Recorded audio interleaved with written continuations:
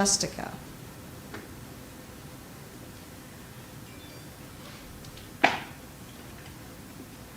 So. Okay. We're still getting it set up.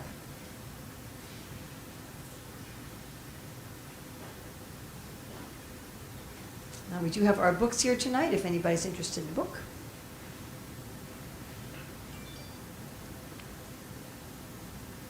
Tell me when you're ready. Ready? Yes, you'll tell me, or yes, you're ready? Okay.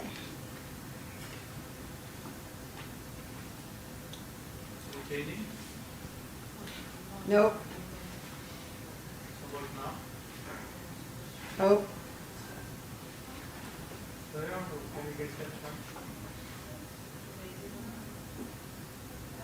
Nope.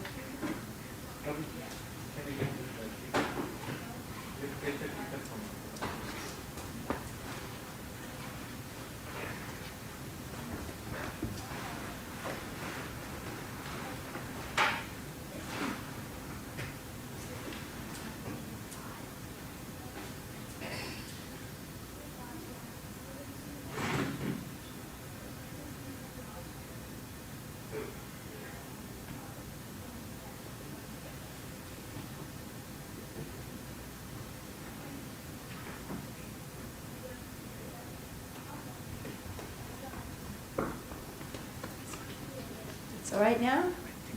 Let's try. Yes.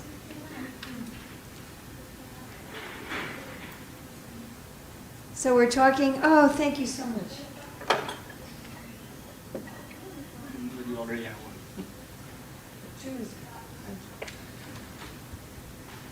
So we're talking about what is spiritual perfection in the current age.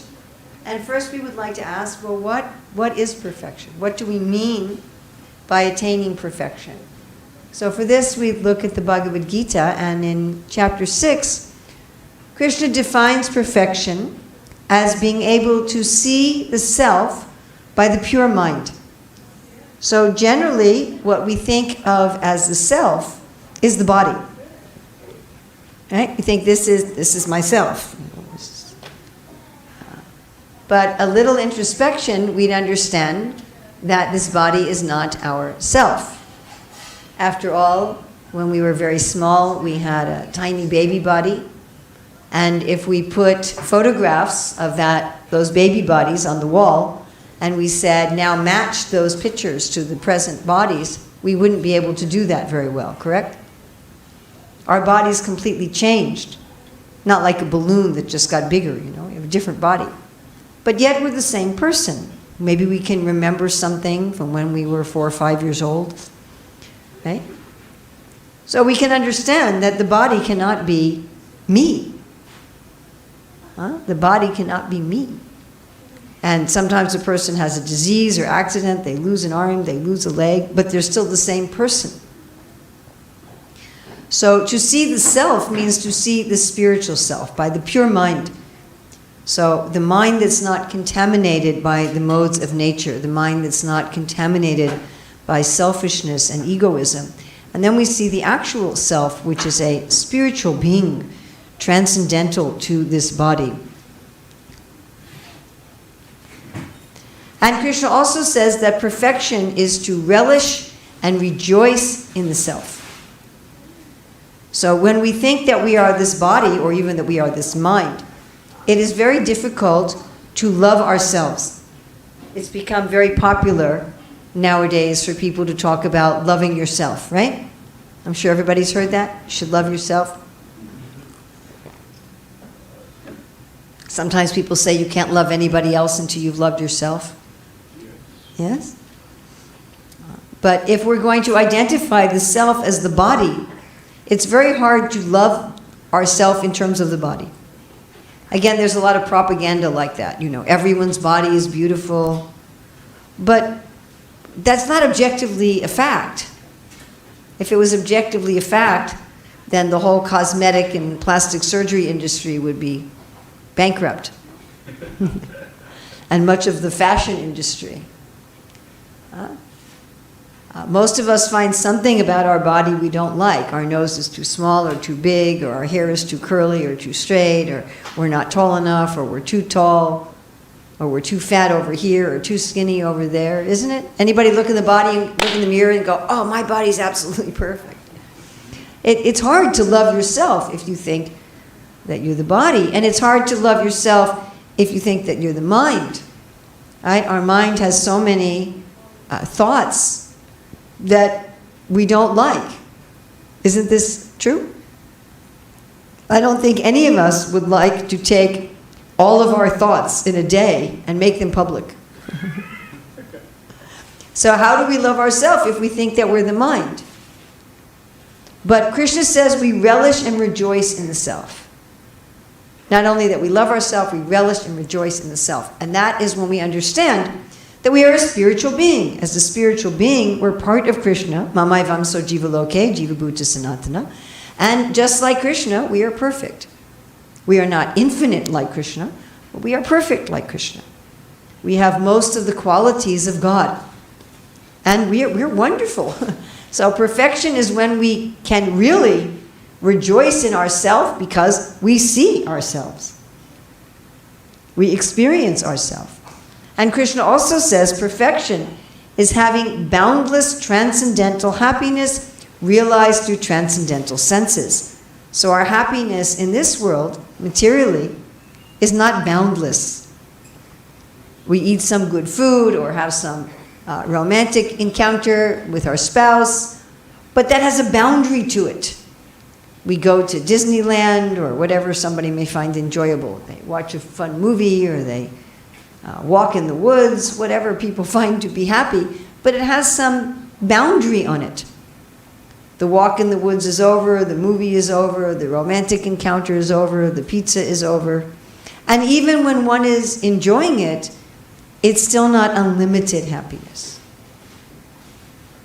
It's limited in quantity, it's limited in quality, and the more we try to repeat the same experience, it gets boring. If you eat pizza for breakfast and for lunch and for dinner and for breakfast and for lunch and for dinner, and after a few days, I don't want to see any more pizza.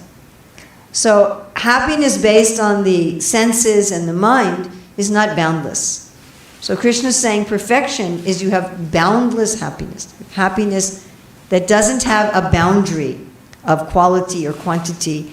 And this is only experienced through spiritual senses. We cannot experience boundless happiness just through our fleshy eyes and ears and nose. But the senses of the soul can experience boundless happiness. Why is that? Because we're in connection with Krishna, who is boundless. Advaitam achyutam anadi mananta rupam. His form is unlimited. And it's unlimited bliss. And when we are in touch with him, we feel unlimited happiness. Krishna also says perfection is never departing from the truth. So materially, sometimes we see things the way they are, and other times we don't. Sometimes we're in truth, and sometimes we're not in truth. Right? We make mistakes, we say the wrong thing, we do the wrong thing, and then we're embarrassed, and we apologize, and we try to fix it. Yes? We don't always perceive things clearly. We often perceive things according to our ego, or according to how our parents raised us, or according to our particular culture or time, rather than to see things in truth. But perfection is one always sees things as they are. There's not any distortion. There's no distortion of ego. There's no distortion according to our particular culture. Everything is seen all the time in truth. Krishna also explains that perfection means that one feels, I have the best thing. There's nothing better than this. Now, we might feel that way very temporarily, materially. Maybe you get a new car and you think, wow, this is the best car. But very quickly, your car gets a scratch, it gets a bump, it's not the best car anymore. Or your neighbor gets a little bit better car, right? Or you see a little better car in an advertisement. Oh, I should have got that one. I just got this computer. Oh, now there's a better computer. One friend told me that. Yeah, I got a phone. It was, number 9, but now they have number 12. Now they produced phone number 12, and I only have phone number 9. So materially, we feel we get the best thing, and then very quickly, we feel it's not the best thing. But perfection is when one feels subjectively, I have the best thing. And one always feels, I have the best thing.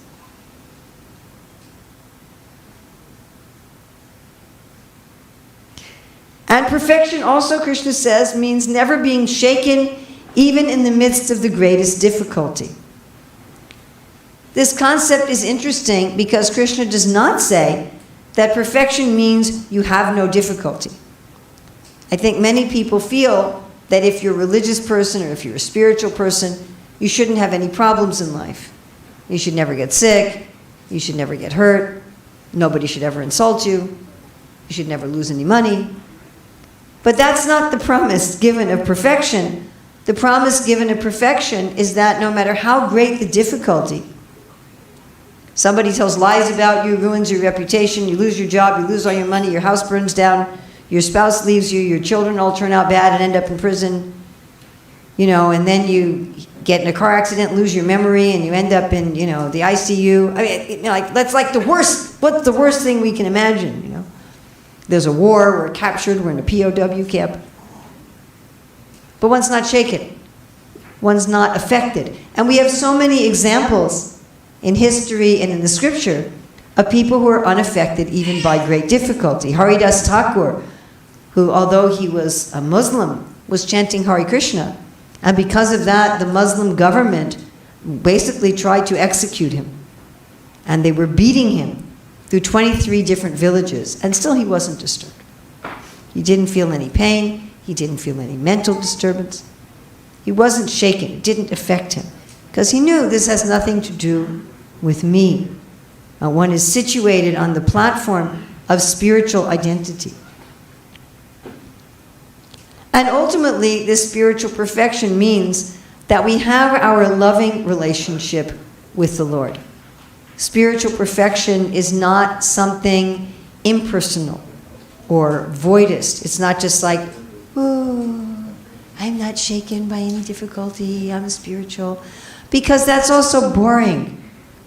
Boundless transcendental happiness experienced through transcendental senses implies that one is using one's spiritual senses in a relationship with Krishna. One is not just simply in some sort of impersonal state. So our understanding of perfection from the Bhagavad Gita, the Bhagavatam, is that our original relationship with Krishna is revived. And we understand, I deal with Krishna in this particular way. So how do we achieve this perfection? So the main way that Sri Chaitanya Mahaprabhu taught that we can achieve all of these items of perfection is to chant the Hare Krishna Maha Mantra, either quietly to ourselves with beads and japa, or in a group with kirtan, with musical instruments, and so forth. So we might wonder, how is this the key to perfection? How is it that chanting the Hare Krishna mantra will give us all these items of perfection? Because after all, there's different kinds of yoga. So we have on the book table, one of our books is The Essence Seekers, which is a novel of how one progresses from materialistic life to perfection. And within Essence Seekers, we have a section where we detail the different kinds of yoga: karma yoga, jnana yoga, dhyan yoga, bhakti yoga. And one may wonder, why chanting Hare Krishna? Why not sitting and meditating? And the other day I was in Laguna Beach, and one gentleman at the Sunday feast was saying, yes, I practice Kundalini yoga. Well, why not that? Or why not just giving in charity, feeding the poor, right? Developing a vaccine for the coronavirus. Why not that as a way to become perfect? Why chanting Hare Krishna? So we're going to look at Sri Chaitanya Mahaprabhu's Shikshastika. Shikshastika means 8 verses of instruction. And we're going to look tonight just at the first verse of the Shikshastika, where Sri Chaitanya Mahaprabhu describes the qualities of the holy name and helps us to understand why, by chanting the holy name, we will achieve all of these perfections. So what we're going to do is we're going to go through the different parts of the first verse of the Shikshastika and meditate on each part, and then we're going to listen to the verse. So the first point that Sri Chaitanya Mahaprabhu makes is that the holy name will cleanse the mirror of the heart. So you remember that one part of perfection is to see the self by the pure mind, yes? To not see the self in terms of the body or the mind, but to see the spiritual self with a pure mind. So this implies that there's some sort of mirror, there's some sort of means internally by which we understand who we are. Just like we can have an external mirror that we look into and we can see the eyes and nose and hair of this body. There's internally our sense of who we are. I think all of us are aware of that. We have some internal self-concept. I'm this kind of person. I look like this. I act like this. I, have this political belief, this religious belief, this philosophical belief. I have this particular kind of personality and nature. I come from this country, this family. So these self-ideas act as a mirror by which we understand who we are. But if this mirror is dirty, we don't see ourselves clearly. Or I'm sure you've seen some mirrors that are distorted. Sometimes in an amusement park, they have mirrors that make you look very tall and thin, or very fat, or stretch out in different ways. So if the mirror is distorted, or if the mirror is dirty, when one goes to try to understand oneself, one will see something that's distorted. Now, what is this dirt on the mirror of the inner consciousness? This dirt on the mirror of the inner consciousness is a sense of being separated from Krishna. Krishna defines illusion in this way in the Bhagavatam. He says, if you think something has value, but you see it separate from me, then that is my illusory energy. It's a reflection. He also uses this word reflection. It's a reflection that appears to be in darkness. So as soon as we don't see, remember we were talking about perfection as having our relationship with Krishna, as soon as we don't understand that I have a loving relationship with Krishna, then immediately my reflection goes into darkness. And we can understand this by a material example. So sometimes you have a child who becomes very rebellious. I remember I was, maybe 9 or 10 years old, and I became very angry at my mother about something, which, of course, at the time was very important, but I can no longer remember what it was. But I became extremely angry, and I decided that I was going to run away from home.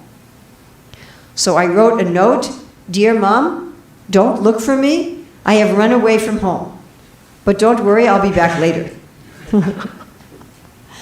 Sometimes a child becomes very rebellious. Correct? And they forget their relationship with their family. They forget their obligation to their parents, to their siblings, to their elders in their family. And they may commit crimes, or they may get into some sort of trouble and be irresponsible. We all know of some family where this has happened. The children are in jail or some other problem. And as soon as the child forgets their relationship with the family, then they lose their sense of identity. They lose their sense of dharma. They lose their sense of responsibility.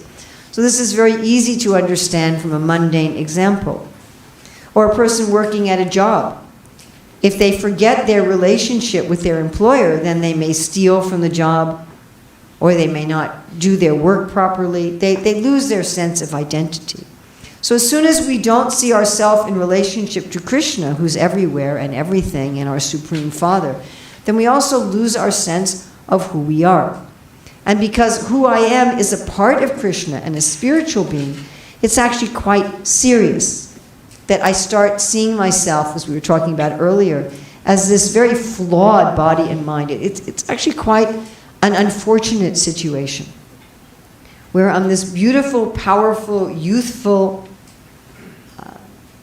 intelligent, compassionate, spiritual being, and instead I see myself as a bunch of bones and flesh and muscles and intestines and eyeballs and hair and, like that. It's actually quite unfortunate. So the way that the inner mirror of the consciousness becomes cleaned is that, again, I have a relationship with Krishna, because my identity is always in relationship to Krishna. So when I chant Hare Krishna, Krishna Krishna, Hare Hare, Hare Rama, Rama Rama, Hare Hare, then I am associating with Krishna, and I am, as soon as I chant, I am immediately reestablishing that relationship. So immediately it starts to clean this mirror. And we talked a little bit yesterday in studying Parama Karuna about the concept of Kevalananda Kanda, that Krishna consciousness is simply joyful. And we brought up the point that it may not always seem joyful to become aware of our inartas, to become aware of our contaminations. So part of what happens with chanting the holy name, when we start cleaning this mirror of the consciousness and seeing ourselves accurately, is not only do we see that we are a spiritual, beautiful, happy being, but we also see how, due to our foolishness, we have contaminated ourselves with Maya. We see both of those aspects. We become aware of how we have hurt ourselves and hurt our relationship with the Lord. And one can say that that's a painful thing. If we see that outside of a relationship with Krishna, it's certainly painful. But if we see it as part of developing our relationship with Krishna, it is also joyful, because it's a very integral part of reestablishing that relationship. And a way to understand this is, I'm sure there's someone in our life who has offended us in some way, or insulted us, or betrayed us, or cheated us in some way. Yes? Maybe it was a minor thing. Maybe it was just some shopkeeper who, gave you a bad deal, or maybe it's someone that you really trusted.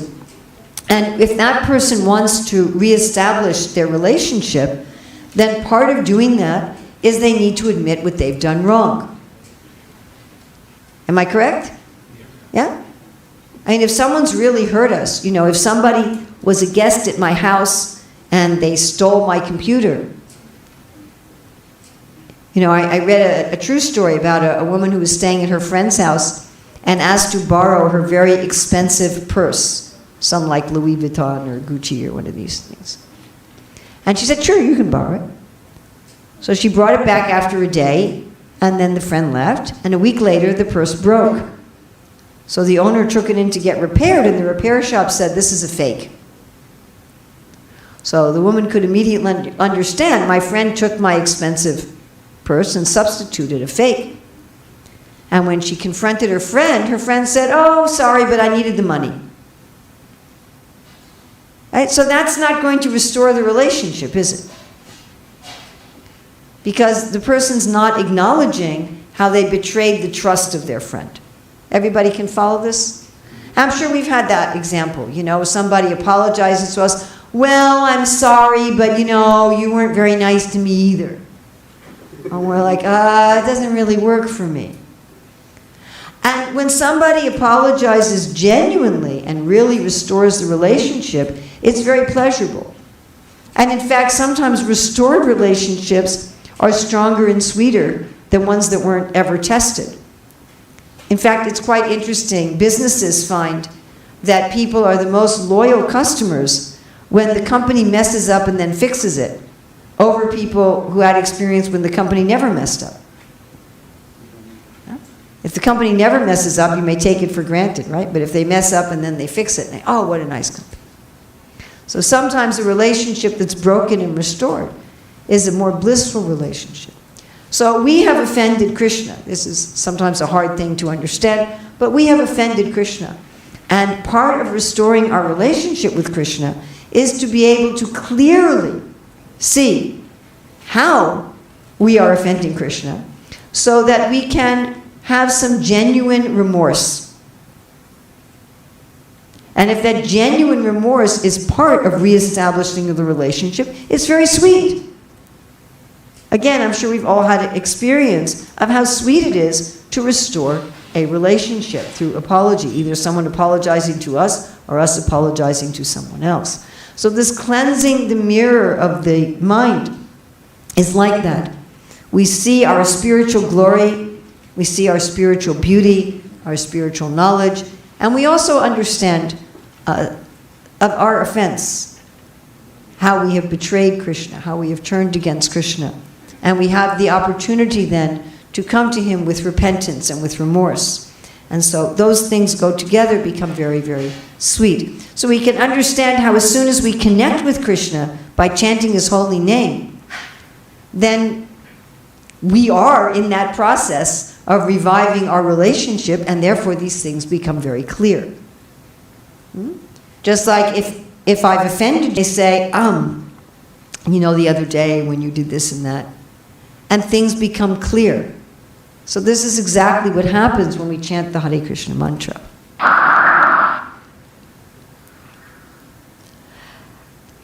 Also, Mahaprabhu says that the Hare Krishna mantra puts out the fire of materialistic life. So Krishna tells Arjuna that our material lust, and by lust we don't just mean sexual lust, but we mean any kind of overwhelming desire to enjoy in this world, such that we become blinded to the consequences of that desire. And Krishna says that this intense desire for things in this world, and we don't even just mean things, we may mean a position, respect, and so forth, that it burns like fire. And I'm sure we've experienced this, that whenever we have some intense desire in this world, whether it's, you know, to have a relationship with a person, whether it's to buy some item, whether it's to live someplace, to have a particular job, to have particular recognition, it becomes this very intense thing. Now, I wonder if this will work, we're going to see. No, it didn't work. Okay, can you try clicking on the picture?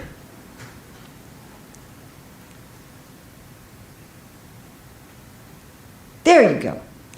So, Krishna has some pastimes where he swallows a fire. There are two pastimes where Krishna is swallowing a fire. One is after Krishna danced on the heads of Kaliya Nag. So then everyone was so exhausted from the whole ordeal with this Kaliya serpent that they were sleeping on the bank of the Yamuna. And then when they were sleeping, a fire came, and Krishna swallowed that fire. And in another pastime, after Balaram had killed Pralambasura, and Pralamba had taken Balaram across the Yamuna to Bandiravan, so the cows, the boys were so happy to get Balaram back and that Balaram had killed the demon, that they were playing with such enthusiasm that they didn't notice their cows, and also they had goats and buffaloes. They didn't notice their animals, their cows, goats, and buffaloes had wandered off. And the cows wandered across the Yamuna, and they wandered to the Ichikatavan forest. They kept looking for fresh grass, but when they went into this forest, there were many sharp canes, and they got stuck in the canes. And then a forest fire came, and they were crying to Krishna and Balaram to save them. So then Krishna came and swallowed that fire. And Bhaktivinoda Thakur says the fire on the bank of the Yamuna represents controversy between devotees, and the fire in the Ichikatavan forest represents the fire of Kali Yuga and Adharma. So Krishna swallows this fire, and our acharyas say different explanations for who the fire was, but some of our acharyas say that Krishna wanted to eat fire. So some of you perhaps like to eat very spicy food, so you can relate, right? Sometimes we offer Krishna very spicy food, isn't it? Especially if you're from South India. Or I'm sure the devotees in Thailand offer Krishna very spicy food. So Krishna likes to sometimes eat fire. So he was enjoying eating this fire. So this fire of material desire that seems impossible to put out. Because as it's explained in the Bhagavatam, the more that you feed this fire, the hotter it burns. We've also had this experience. We have this intense material desire, and trying to satisfy it, it goes down for a moment. Like if I put gasoline in a fire, at first the fire goes down for a moment, and then immediately it flares up. So trying to satisfy our desires, we're pacified for a moment, and then again. But Krishna can swallow this fire. So when we're chanting the holy name, again, we're with Krishna. We're right with him. And we should be chanting, as Prabhupada said, like a child is calling for its mother.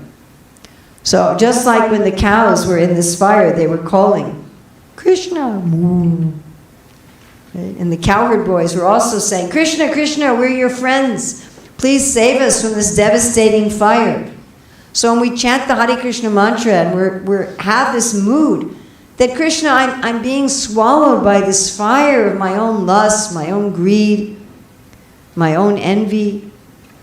Please save me. And Krishna just swallows that fire. I think many of us have found that just by chanting Hare Krishna, that many of our material desires just go away. In fact, a lot of our material desires go away without any extra effort at all.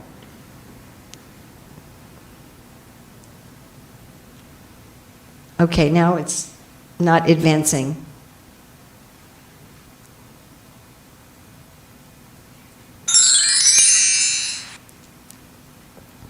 So the next part of this first verse of the Shikshastika is that the holy name spreads moonshine on the white lotus of good fortune.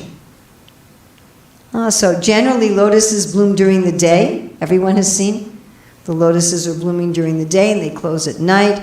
But there are some kind of lotuses that bloom at night in the moonshine. So the holy name is compared to a moonshine opening a white lotus of good fortune. So everybody wants fortune in their life. We would all like to have lives full of prosperity. Now, what prosperity means is going to vary from one individual to another. Prosperity is not just about cash, right? There are many people who have a lot of cash but are not happy. You just look at the news for a day and you'll find many accounts of people with plenty of cash and plenty of unhappiness. And then there are also people who don't have a lot of cash and are very happy. Yes, everybody knows of such people. So prosperity is not just cash. Prosperity may be good friends, a loving family, an interesting job, being surrounded by beauty, having good health, having wisdom. There's so many ways in which one can be prosperous.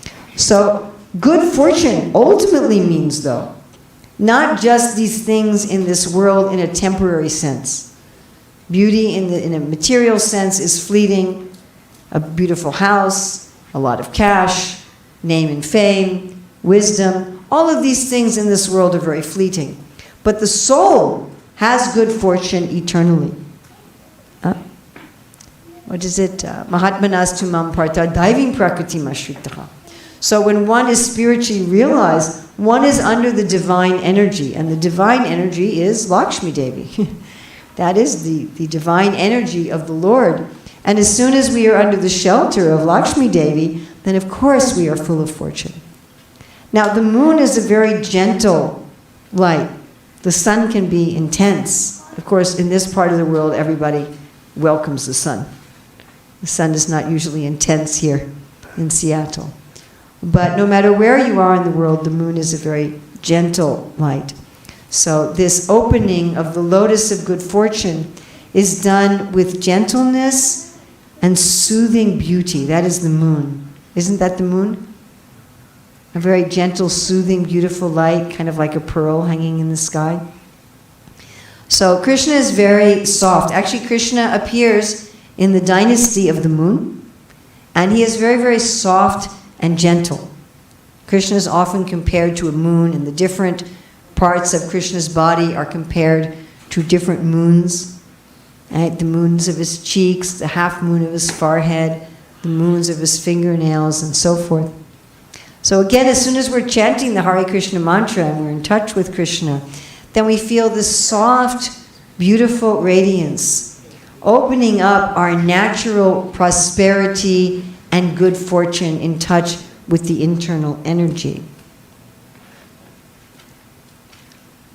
It seems to have become disconnected. So.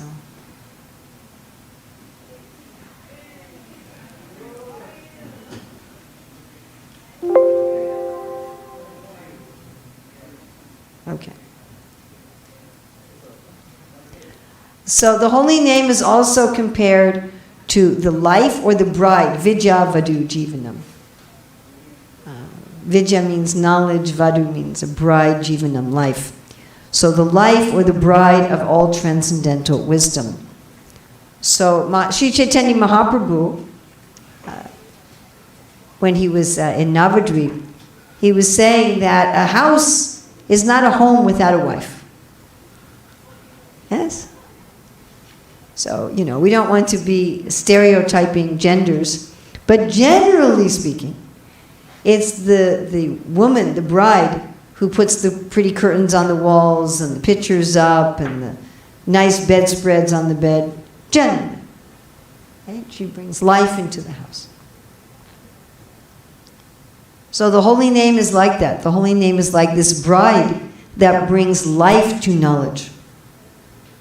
That knowledge without the holy name becomes very dry. One may just simply have some philosophy about the spirit, some philosophy of reality. But the holy name is Krishna. And Krishna is full of life and vitality and youth and beauty. And when Krishna is dancing on our tongue, then all of our wisdom and all of our knowledge is filled with vitality. Just like when the bride comes into the home, she fills it with life.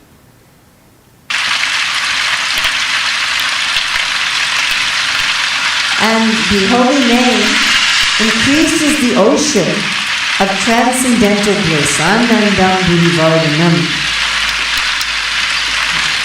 And this is a very interesting point that's brought up by Bhaktisiddhanta Saraswati. He says that the ocean can be considered practically unlimited. So here we're very near the ocean, the Pacific Ocean. Huge. And the bliss, as we were saying, perfection is boundless transcendental happiness. The happiness from the holy name is unlimited. And one may ask, how is it that a finite jiva can experience unlimited happiness? And Srila Bhaktisiddhanta Saraswati says, because Krishna is unlimited, Om Purnamada Purnamidam, Purnat Purnadudachate, Purnasya Purnamadaya, Purnam Eva Vashistate. You take everything away from him and he still has everything. That is unlimited, right? Unlimited minus unlimited is unlimited. So when we're in touch with the unlimited, we can also feel unlimited bliss.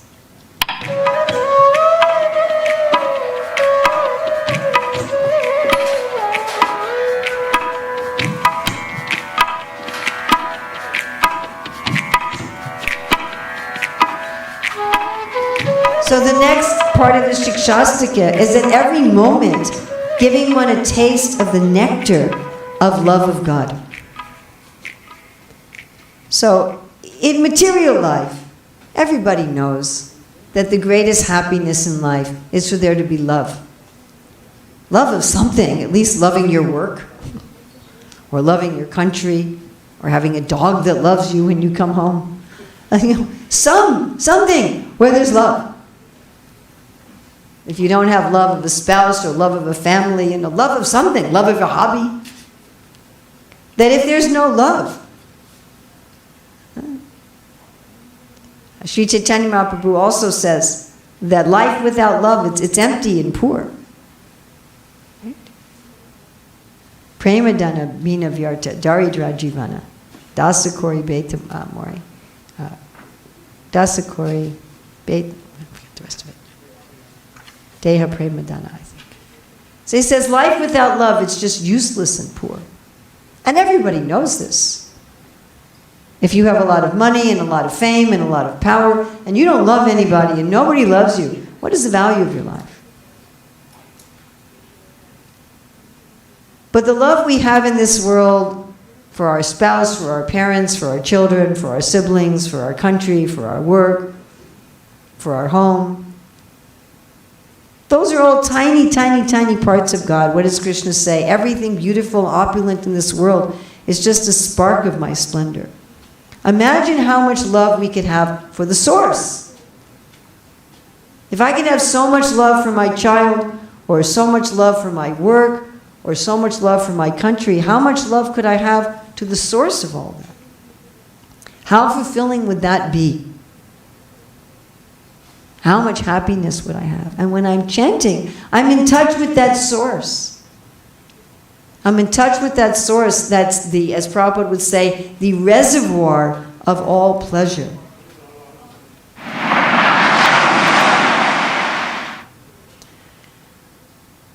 Sarvatma Swapanam. A bath for the self. The self is taking a bath. So, if it's a very hot day and you're working really hard out in the sun, doesn't happen very often here, right? Sometimes in the summer. But any of you who grew up in India, unless you grew up in the Himalayas, right? You know what it's like, isn't it? In the hot season. And if you're outside, and then you go take a bath. It's so refreshing. Maybe you dip in a river like the Ganga, or even if you just go in your home and take a shower or pour a bucket of water on your head. It's just, what a relief. So the holy name is like that.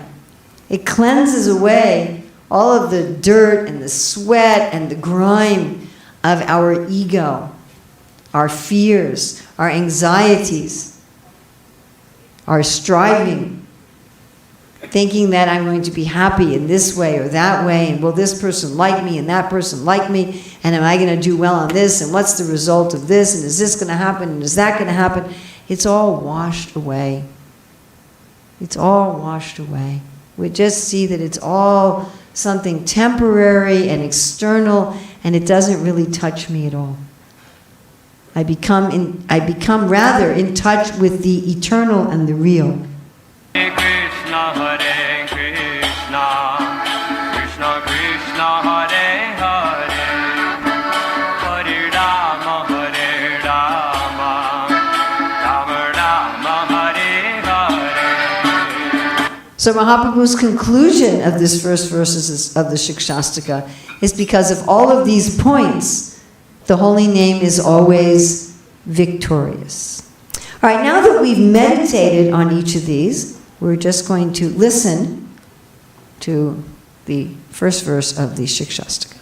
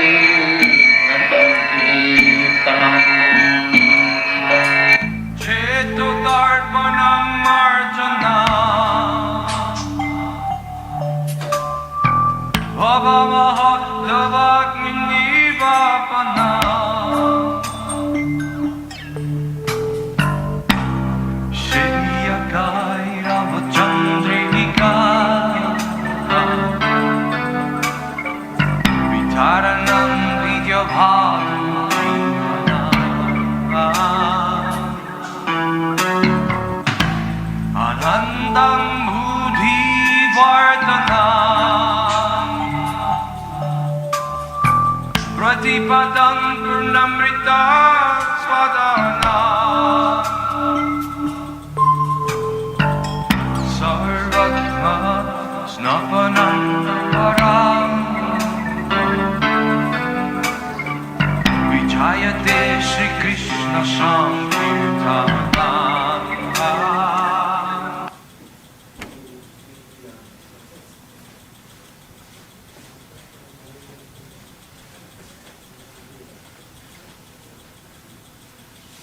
You may have to click on this slide.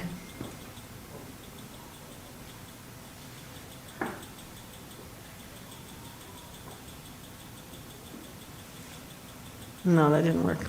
Okay, that's fine. So, questions, comments, discussions?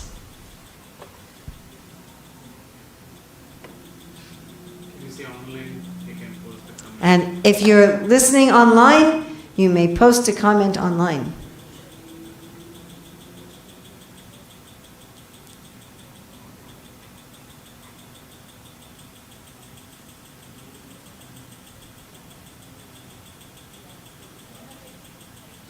Yes?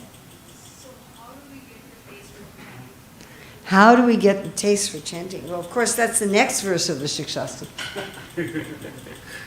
where Mahaprabhu talks about a taste for chanting.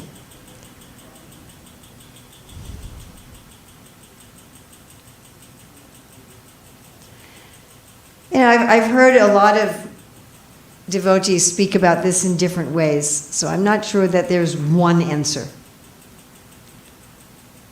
You know, I've heard many devotees speak about creating a proper atmosphere, having a sankalpa, having a goal in one's chanting. So I can really just speak from my own experience. I have a taste for chanting if I'm really chanting in relationship to Krishna. If I'm not chanting as because it's my vow, because it's what I'm supposed to do. You know, if I'm just chanting because, well, I took initiation and I promised Prabhupada I would do it, that's something. But it then becomes more of a duty for me. Or if I'm chanting because, well, I'm supposed to do that if I want prasadam in the Hare Krishna movement. You know, to impress the other devotees or something like that. But if I'm really chanting, this is again speaking for myself. If I'm chanting in relation to Krishna, then I feel I really get quite a taste for chanting. Of course, like Mahaprabhu was saying that he doesn't have a taste. So we talked about this a little bit yesterday, that no matter how much one relishes chanting, one always feels that one doesn't have a taste because it's unlimited. Yes? Though we think of Rupa Goswami's verse in the Vidagdha Madhava, how much nectar is there in these two syllables, Krishna, that when they're dancing in the courtyard of the heart, and we desire many, many ears, many, many tongues, the senses become inert. So that kind of taste for chanting is very dependent on grace, on mercy of the Lord being attracted by our chanting. Like Prabhupada would say, don't try to see God, but act in such a way that he will see you. So when Krishna manifests on the tongue and in the heart of the chanter, that's not something that we can control by how we sit or how we pronounce or something like that. It's a loving relationship. But at least if there's a real connection with Krishna, if I'm really meditating when I'm chanting on Krishna's name, form, qualities, and pastimes, then it's when I'm remembering that I'm dealing with a person. That Krishna is naturally very sweet. So as soon as we're dealing with Krishna, then our chanting is sweet.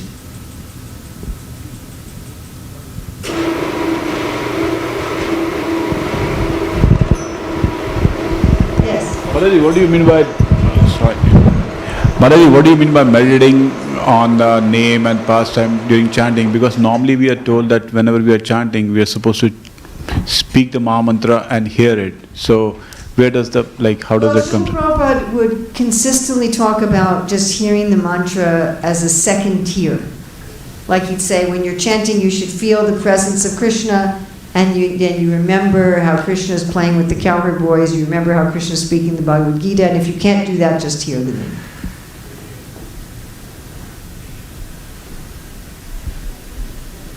So ideally you're supposed to like chant, remember and hear all three of them? So you're talking to me right now. Yes. And when you're talking to me, you're looking at me. Mm-hmm. There's some degree of a relationship. You're not just meditating on the sounds of what you're saying.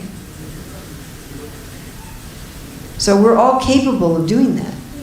You know, if you're talking to somebody that you love, or anyone, you're saying their name. You know, Mr. Smith, Mr. Patel, or you're calling, you know, oh, mother. You know, as soon as you say the name, it's associated with a person. So if one is not able to remember Krishna because one hasn't read any of the scriptures, one doesn't know anything about Krishna, then you just hear the sound of the name and Krishna's there in the sound, and eventually everything, even if you never studied the scriptures, even if you never studied the scriptures, eventually by just hearing the name, Krishna will be revealed. But for one who's studying the Bhagavad Gita, the Bhagavatam, Chaitanya Charitamrita, and Prabhupada says this, he says, if you're chanting and thinking of something material, he said, then it's useless. Then he pauses. He said, or it will take a long time. He said, why are you reading Krishna book? This was very early. I think this is a lecture in 1970 maybe. He said, why are you reading Krishna book? If when you're chanting you cannot remember, then it is inattentive chanting. He said, as soon as you're chanting Hare Krishna, you should immediately remember Krishna's pastimes where he's killing the demons and the cowherd boys are encouraging him with claps, or you remember Krishna's instructions in the Bhagavad Gita. But I think that's natural. It's not a forced thing that I'm going to say, okay, I am going to remember the killing of Pralambasura today in my meditation. But it should happen very easily. That when we're chanting about Krishna, then immediately, well, who's Krishna? Or like Srila Prabhupada would sometimes say that you have a picture of Krishna you can look at while you're chanting. If you want to see on my website, urmiladevidasi.org, if you look under my seminars handouts, under the handouts for my seminars, I have a seminar on chanting with attention. And in the handouts, there's a series of quotes from Srila Prabhupada that you can read. So check that out. Thank you.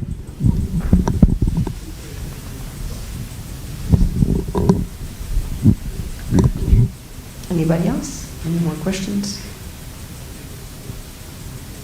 We have a book back there on the table on chanting. One question online. So anybody who wants to get a book, we do have a book about chanting Hare Krishna, how to avoid the offenses. Oh, don't sell the little book without the big book. It's a set. No, not that one. The brown one. Don't sell the brown one separately. It comes as a set.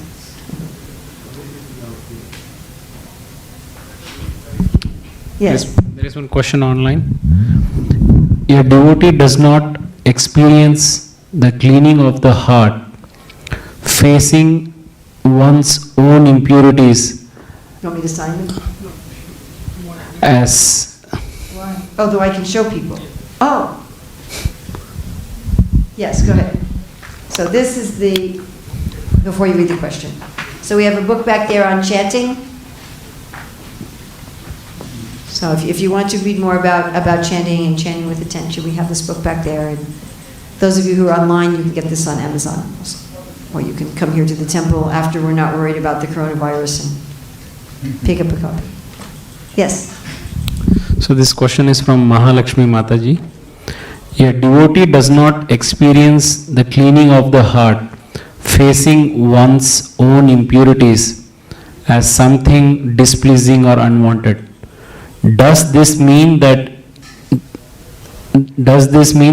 he is due to finding pleasure on the path itself? Yes, definitely. Some people may find it uncomfortable, some people not.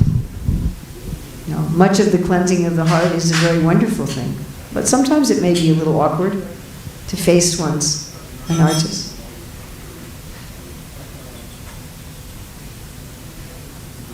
Any other questions? Yes. Regarding chanting Mataji, so No, it's for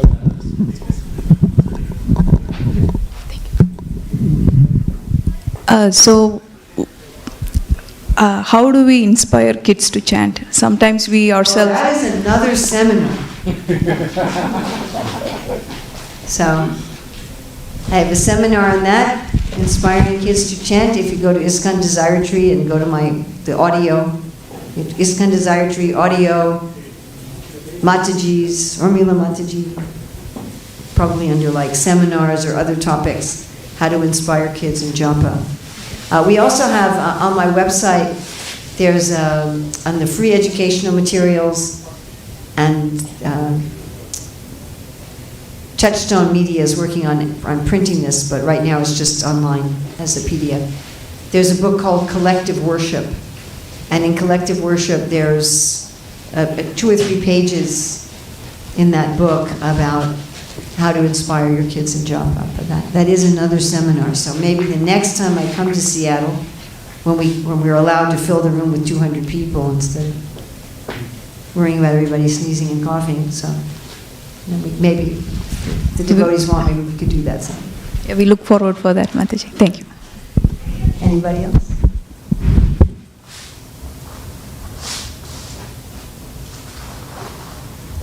Yes.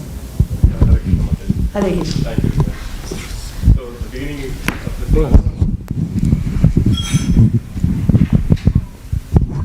Hare Krishna. Hare Krishna. So, at the beginning, we were talking about perfection, and you mentioned that perfection is to see the spiritual self with a pure mind, Yes. and it means to use spiritual senses in relationship with Krishna. Yes. But our spiritual senses are not manifested right now. It looks like, But that's not exactly the case. okay, So, the senses I am using right now with this body, they only work because my spiritual senses are there. Okay. Just like if you call someone on the telephone, the reason they hear your voice on the other end is you're speaking with your mouth. Mm-hmm. The speaker on the other person's telephone will not work if your mouth isn't working. So in the same way, our gross mouth isn't working unless the subtle mouth is working, and the subtle mouth is not working unless the spiritual mouth is also there. The body is just a machine. So it's there, it's just that we're not really interacting with it.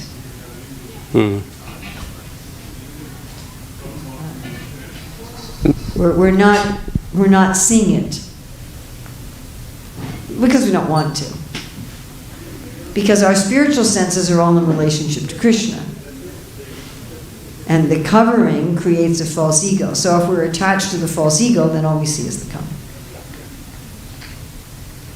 Is that clear? Yes, Mataji. So the follow-up to this, so when we say use the spiritual senses in relationship with Krishna, it's basically engaging all the senses in service of Krishna. It starts like that. It starts with taking the gross and subtle senses, which is what we're able to understand in the conditioned state, and using those in the service of Krishna in a way that makes sense to us.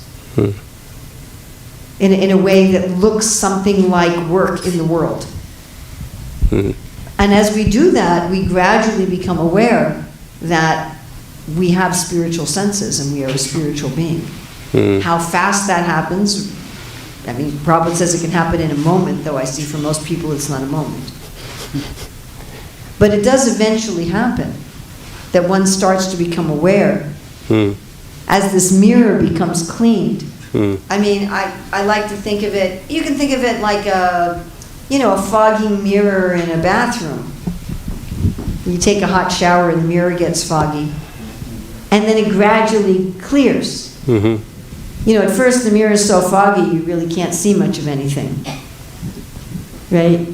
And then the mirror starts to clear, and it gets to a point where even if the mirror is not completely clear, you can still see yourself. Or in a car, the window's fogged up and you turn on the defogger.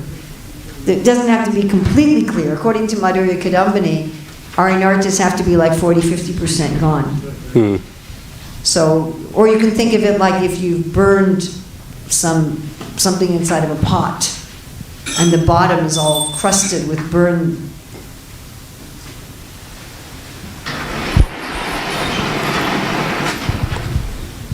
Then as you're scrubbing the pot, at first you're scrubbing it and you're just working hard, but at a certain point, some of the silver color of the pot shows through. So as we're chanting and doing service, this fog, this dirt is cleared, and we start to see a little bit of our real self. And then that spot grows, just like the clearness on a foggy mirror or a foggy windshield or a pot. Okay, yeah. Yes. So thank you, Mataji, for taking the in-depth seminar on the first verse of Siddhartha prayer. So Mataji, my question was on when Krishna describes the hierarchy of our body, like senses, like sense object senses, then mind, intelligence, false ego, and soul. Why the purification? Krishna also emphasized mostly that man manava, man bhakta, concentrate. So why purification of the mind, not the intelligence or false ego? Like what does Krishna say? When one has conquered the mind, the intelligence is already reached. Well, he does also talk about purity. He talks about both. Krishna talks about directly purifying the intelligence, talks about Buddha yoga. And he also talks about directly purifying the senses. I just see that he talks about all of them, and sometimes he's emphasizing one, and sometimes he's emphasizing another. So it's like if you want to say, well, you're going to clean this room. So often cleaning, we just think about the floor. But if you really were going to clean the room, then you'd have to clean the floor, all the horizontal surfaces. So are we having a Gaur Purnima festival here? It looks like that. Are we having a Gaur Purnima? I'm just wondering, seeing all the flowers. Yes, we have it. We are going to have a festival. It's on. Monday. Yay! So if we're talking about cleaning the room, we're talking about cleaning the floor, cleaning the windows, cleaning the windowsills, cleaning all the horizontal surfaces, right? But if I'm saying let's clean the room, I might sometimes just be talking about the floor, just be talking about the windows. I don't, a particular verse is just Krishna maybe focusing on the mind, a particular verse he's focusing on the intelligence, a particular verse he's focusing on how we're using the senses. So all of them have to be purified. It's not just the mind. And it's an integrated system. So when you work on purifying the bodily senses, that tends to affect the mind and the intelligence. And when you work on purifying the mind, it tends to affect the intelligence and the body. And you work on purifying the intelligence, it tends to affect the mind and the body. Right? Yes? If you work on all three at once, that's great. But any of them you work on tend to influence the whole system.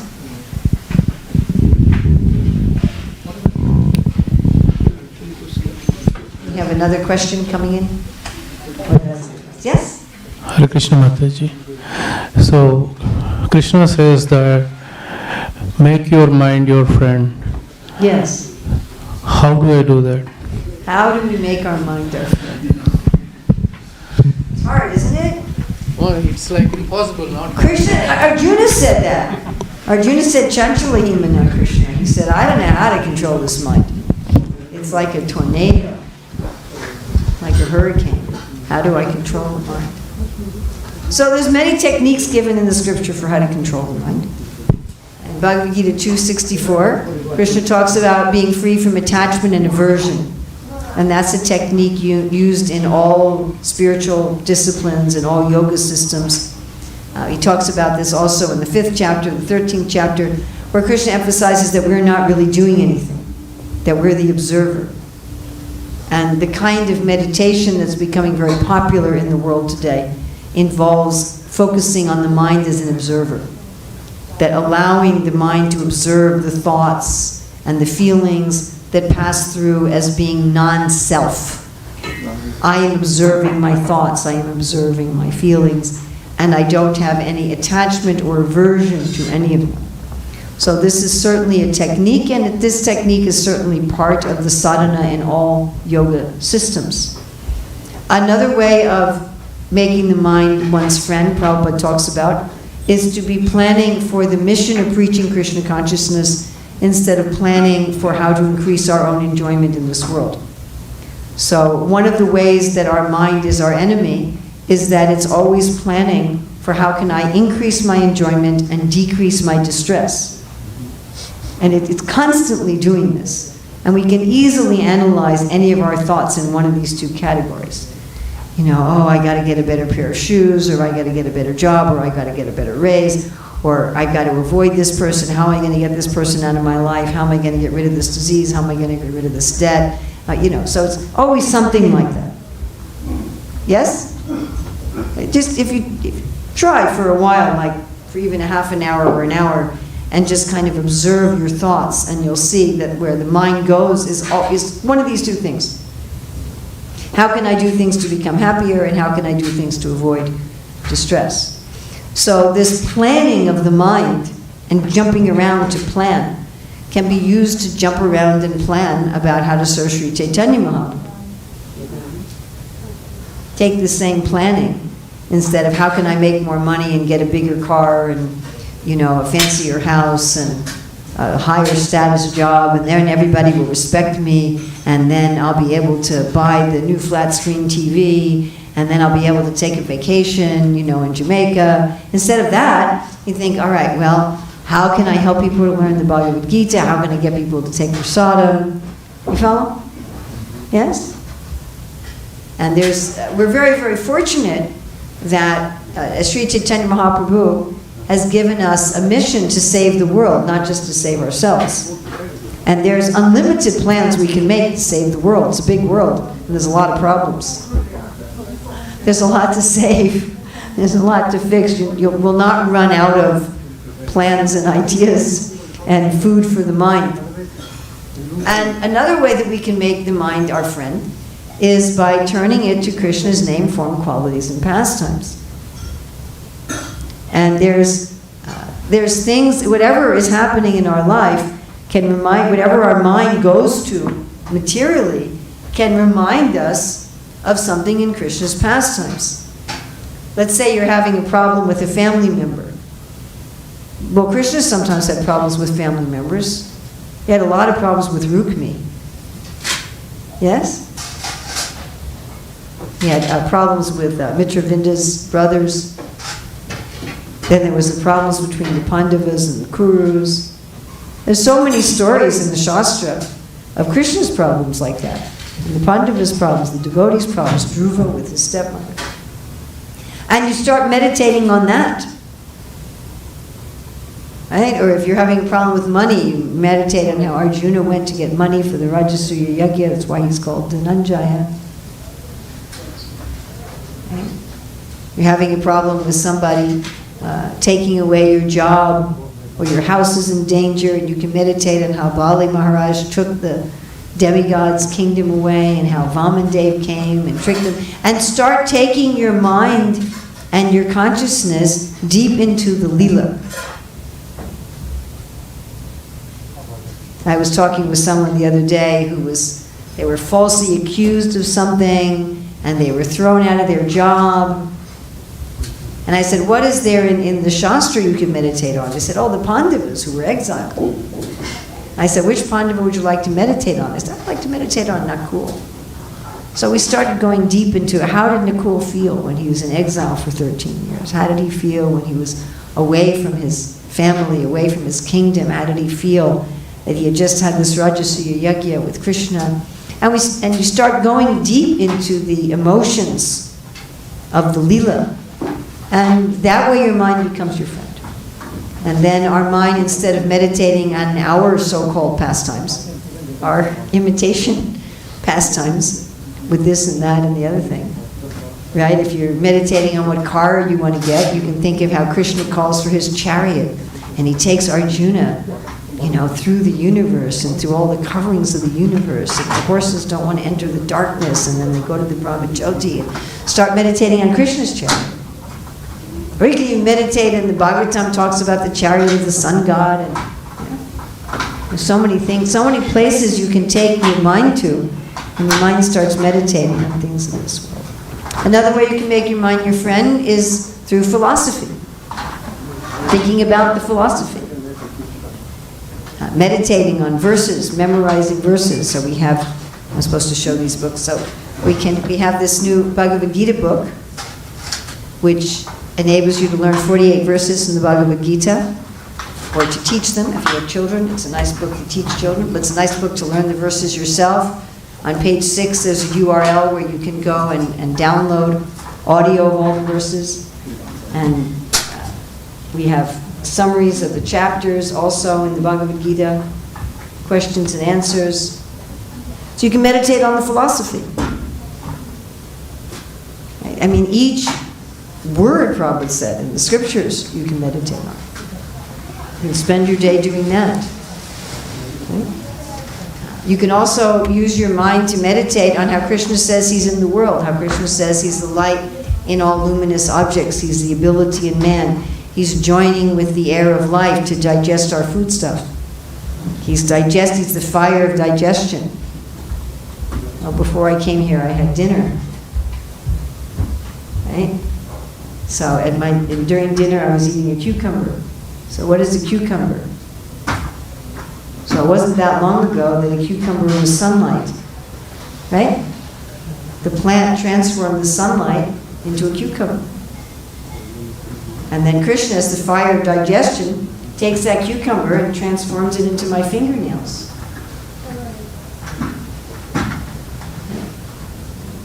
Look at your fingernails and think, oh, yesterday that was a chapati.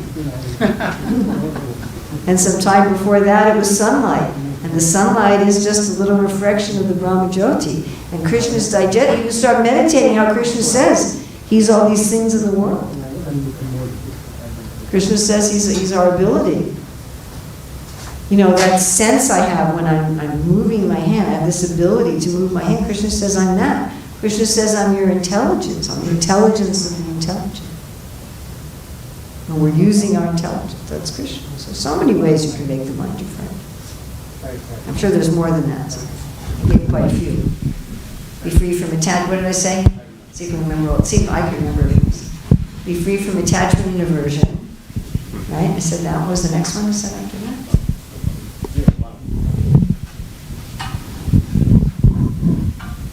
Said making plans to spread the mission of Sri Chaitanya Mahaprabhu. Said in plans for enjoying and suffering in this world. Right? And we can find something in the Leela we can meditate on. Take whatever I'm meditating on in the world and find something similar in the Leela and start meditating on that. I can be using my mind to think about philosophy, memorize verses, and I can be using my mind to understand how Krishna is in the world, in my body, and in everything. And again, I'm sure there's more than that, but that's a good start. Yes? Two more questions. All right, and then we're on. This question is from Srinivas Samaprabhu. Would you say something about one having any ego, good ego of the self? Something about one having any ego. Basically, the question is about the true ego of the. True ego. The true ego is Jivara Swabhaya Krishnara Nityadasa. I am Krishna's servant. I am a soul. That is the true ego. I'm a beautiful, wonderful, effulgent, youthful, powerful soul. Insignificant, and yet very significant to Krishna. Krishna is my master, and I'm very proud that Krishna is my master.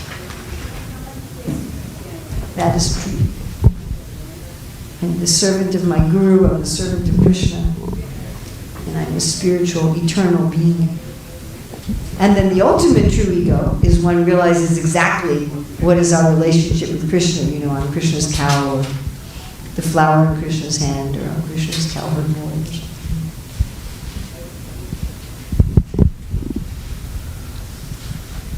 The the second question is from Radha Mataji. Grahastha feeling and duties always overtake spiritual practice. Well, wait a minute. Grahastha feelings and duties always overtake spiritual practice? Always? Is that supposed to be a statement of fact? Okay, if that's true, then that's a very sad thing.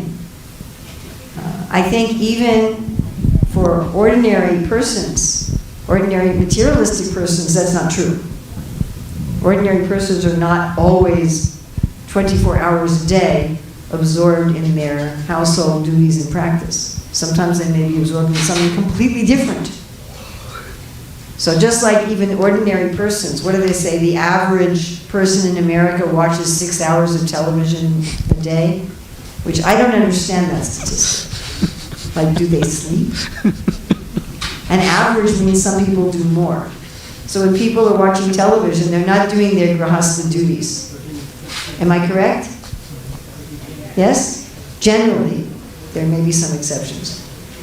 Maybe you're teaching your children something in a science show. But generally, when people are watching television, they're trying to forget their duties. They're not doing their duties. So if the average person can spend 6 hours, so they say, again, I don't know how they get such a high number. Some people maybe it's 10 hours. Now, how do they live? I don't know. I guess they don't cook, you know. Still, you have to sleep. Why can't I spend some time in sadhana? People are spending time walking the dog. You know, people are spending their time doing so many things besides just their grahastha duties. So why can't I don't think always. But anyway, go on. So the question was, how do I overcome this? How do I overcome this? Well, first thing I would suggest is to change your language. Language means something. It's powerful. If you're telling yourself that your grahastha duties always overcome your spiritual life, then you're sabotaging yourself immediately.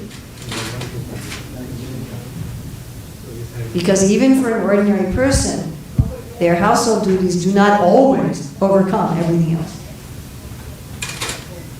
Ordinary materialistic people take time to do things other than their household duties.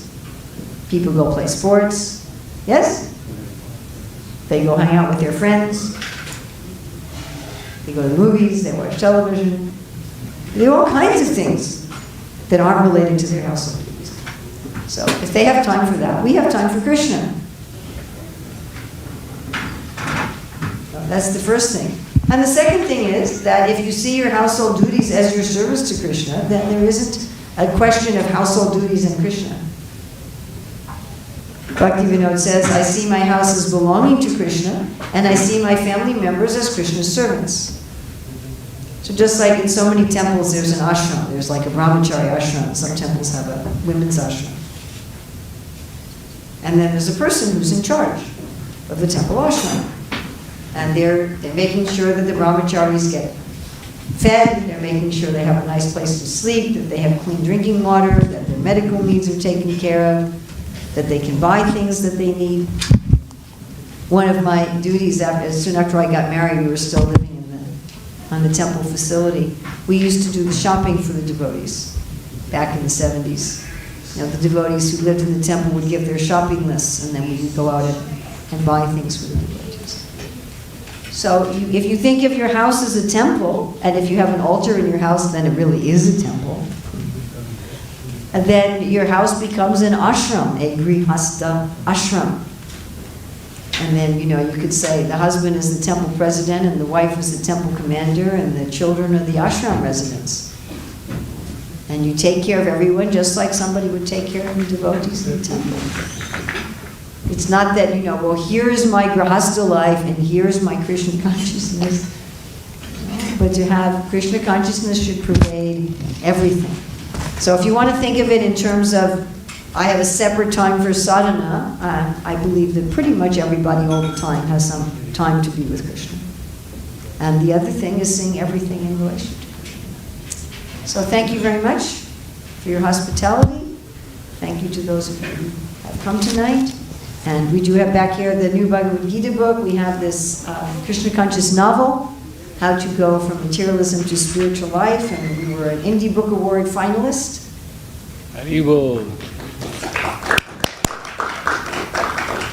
And then this book on chanting, and then we just have, I think, three copies of this book. But this is Raghunath Das Goswami's Splendid Instructions to the Mind. So any of you who are into how to make your mind your friend, I mean, it is a hefty book. This is not, beach reading. But it does have lots and lots of pictures. It has 120 black and white pictures, and here we have color pictures. And also online, there's many video classes I've given on this. So we have all of this back there. To invite you to get a book, and if you want me to sign one today while I'm here, I'm happy to do that too. Thank you, Srila Prabhupada ki jai. Urmila Mataji ki jai. Thank you, Urmila Mataji, for taking this enlivening session on Lord Chaitanya, one on the Parama Karuna, another on the first verse of Srishtastakam. So, Urmila Mataji doesn't need any introduction. I know most of you have her magic pen that we use for the kids' early education. I know many of you have it. Just a quick introduction about her. She was initiated very... Introductions are at the beginning. No. The only purpose of an introduction is so people get faith in the speaker, and then they're attentive from the first minute. When you don't have an introduction, then you have to build faith in the first 5 minutes. But after the lecture, it's not necessary. Okay. But thank you anyway. If you want to know something about me, on my website is my biography. So let's chant Hari Bol 3 times to express our love and gratitude for Mataji. Hari Bol, Hari Bol, Hari Bol.